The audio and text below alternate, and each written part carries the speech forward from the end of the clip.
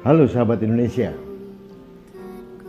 siapa bermain api di Omnibus Law?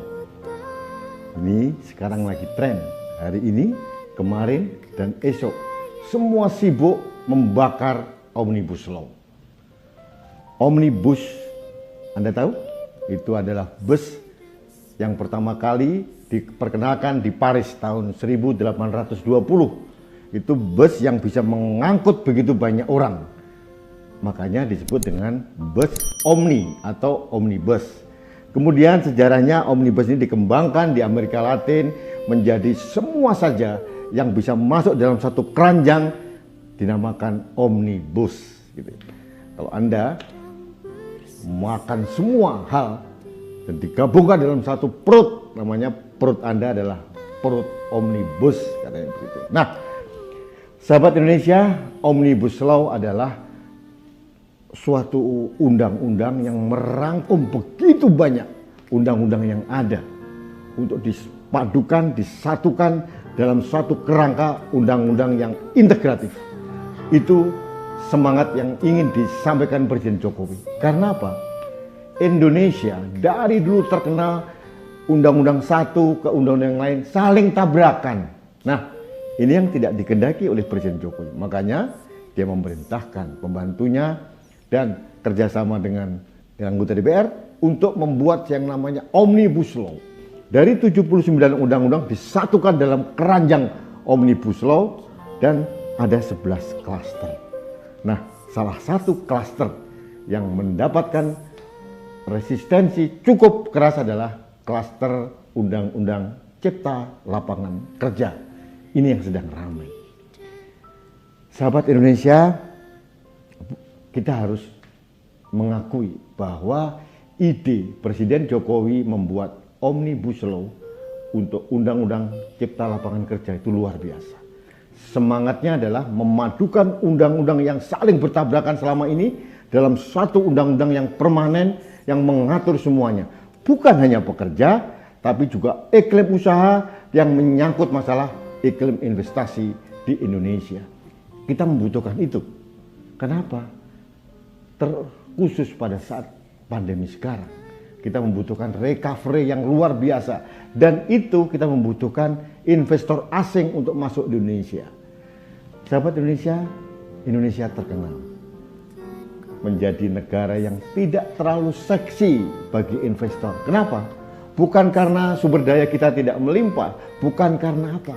Yang paling utama ternyata karena tidak ada kepastian hukum di negeri ini. Itu yang mereka katakan.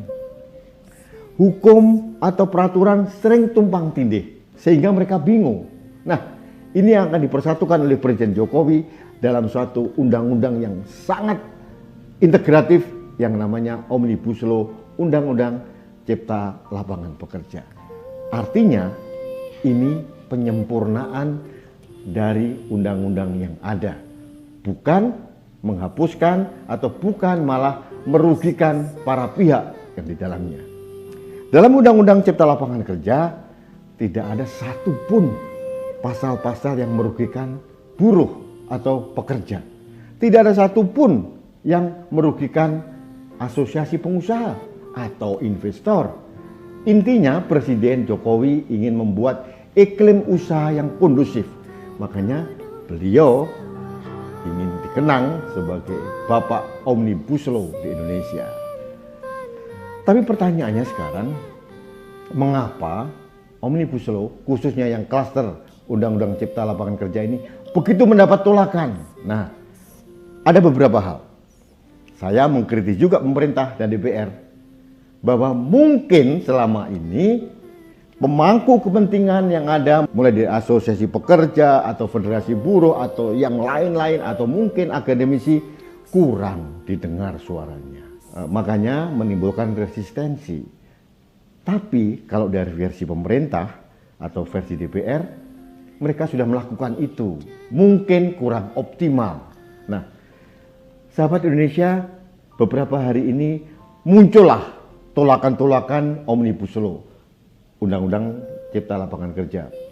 Muncul berbagai keluhan-keluhan bahwa Undang-Undang Cipta Lapangan Kerja merugikan buruh ini. ada mungkin 12 item.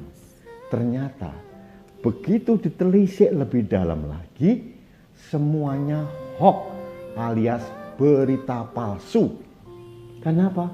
Tidak ada di Undang-Undang Cipta Lapangan Kerja ini yang merugikan buruh, masalah buruh kontrak, atau pekerja dengan paruh waktu, atau cuti, itu pun tidak ada yang dirugikan.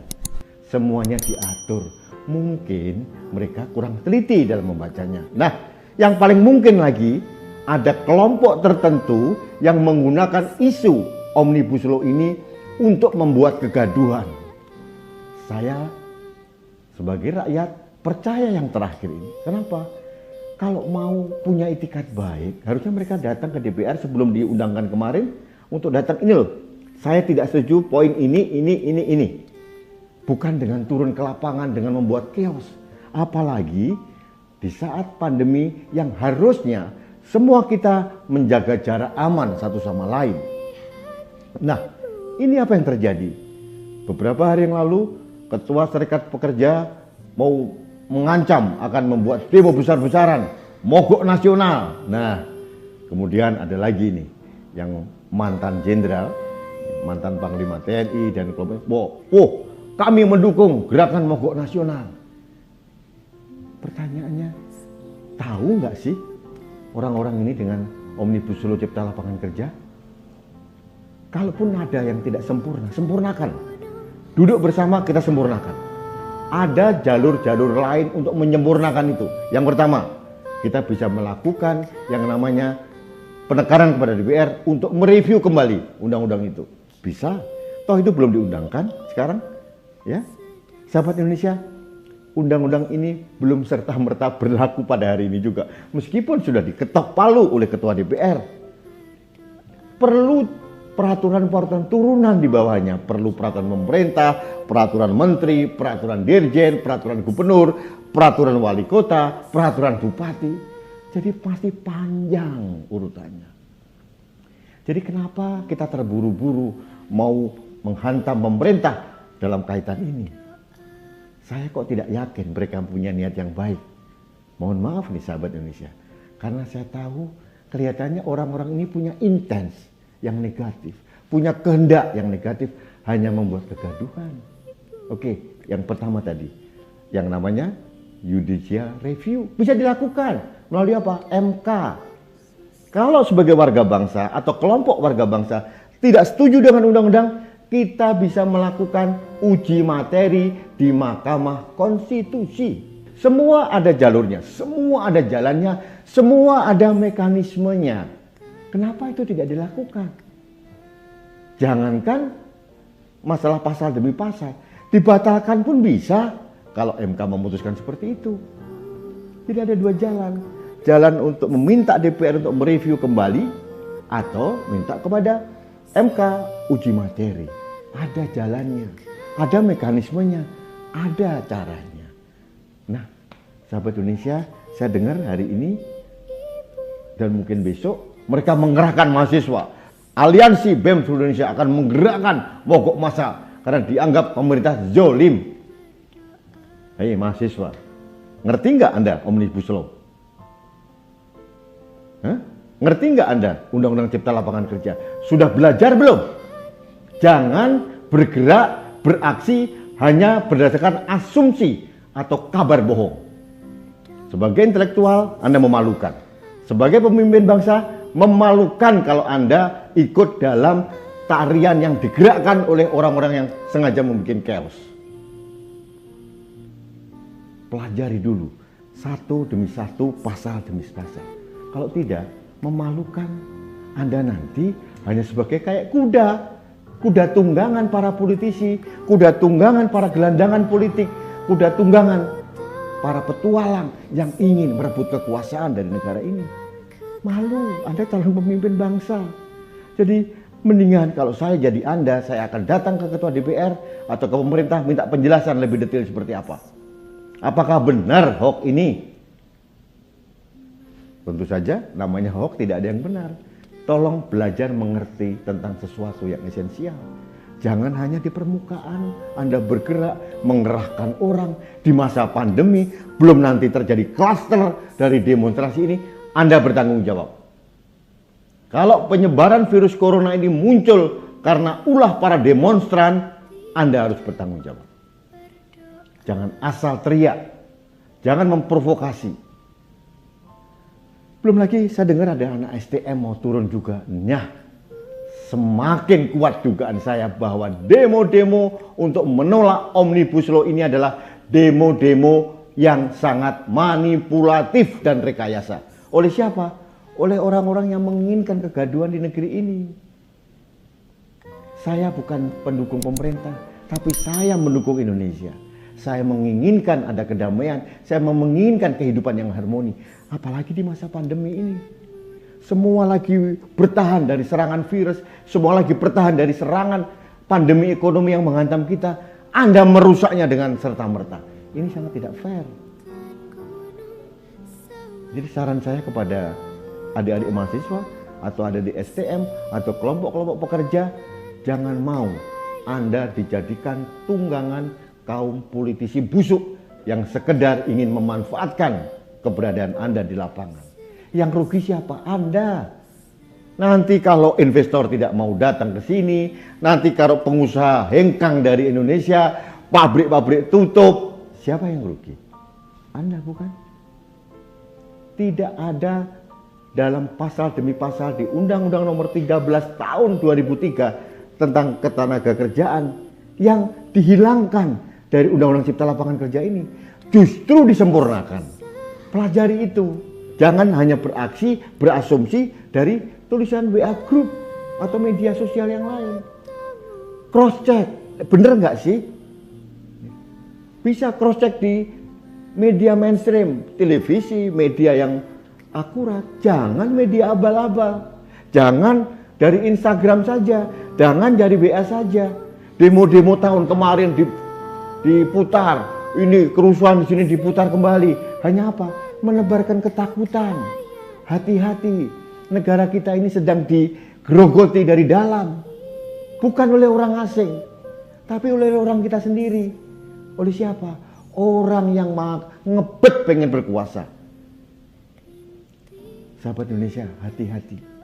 Kalau tidak sempurna, mari kita sempurnakan. Kalau tidak lurus, mari kita luruskan. Pemerintah itu bukan dewa.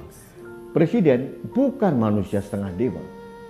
Bisa juga diberikan masukan, bisa diberikan saran. Intinya ada niat baik dari kita. Dan saya mohon maaf ini sahabat Indonesia, saya tidak melihat niat baik dari para pentolan demo, pentolan yang menggerakkan, memobilisasi orang untuk turun ke lapangan di masa pandemi ini. Mereka adalah orang-orang yang tidak bertanggung jawab. Kenapa? Mereka mengorbankan kesehatan para pekerja, mengorbankan para mahasiswa, mengorbankan pelajar STM untuk turun ke lapangan, berhadapan dengan aparat keamanan. Mereka hanya ingin menimbulkan chaos, menimbulkan kegaduhan. Kasihan polisi kita, kasihan tentara kita, harus dibenturkan dengan sesama. Jahat sekali orang yang mempunyai niat seperti itu. Jadi maaf, ya, tolong Anda sabar dan mohon Anda jangan terpancing dengan provokasi. Negara ini sedang ada cobaan, ada pandemi corona yang belum berakhir. Mari bersama bersatu padu mendukung lingkungan kita untuk menjadi sehat dari segi kesehatan maupun dari segi ekonomi. Jangan membuat kegaduhan. Bagi para pekerja tolong belajar. Apa sih yang Anda proteskan? Ada atau tidak? Dihilangkan atau tidak? Jangan keburu emosi, terlalu reaktif dari berita-berita bohong. Baik sahabat Indonesia, demikian opini saya tentang siapa yang bermain api di Omnibus Law Undang-Undang Cipta Lapangan Kerja. Saya sekali lagi tidak percaya dengan niat baik orang-orang yang ingin menciptakan kegaduhan di negeri ini. Saya hanya ingin semua pihak, semua pemangku kepentingan, semua kita untuk saling bersinergi membangun bangsa ini, menciptakan kedamaian, bukan kegaduhan. Apalagi dirongrong oleh orang-orang yang pengen negeri ini gaduh hanya karena dia ambisi menjadi seorang presiden atau penguasa. Kalau terjadi instabilitas keamanan di negeri ini, siapa yang rugi? Mereka yang di daerah Menteng, mereka yang di daerah Sudirman atau daerah Cendana? Bukan, kita rakyat kecil yang rugi. Ya, mereka enak-enak uangnya sudah melimpah ruah, di luar negeri sudah banyak uangnya mereka. Kita nggak punya uang. Kita sedang berusaha untuk hidup, bertahan hidup demi anak kita. Jangan kita mau diperalat oleh mereka, para beguda penguasa. Mereka adalah penjahat kemanusiaan. Karena mereka tidak peduli dengan Anda. Mereka hanya peduli bagaimana berkuasa di negeri ini. Begitu sahabat Indonesia, demikian opini saya. Jangan lupa like and subscribe kanal TV Anak Bangsa. Dan satu lagi pesan saya, mari menjadi warga negara yang bijak dan cerdas. Jangan mudah terprovokasi oleh berita-berita yang belum tentu kebenarannya. Sampai ketemu lagi.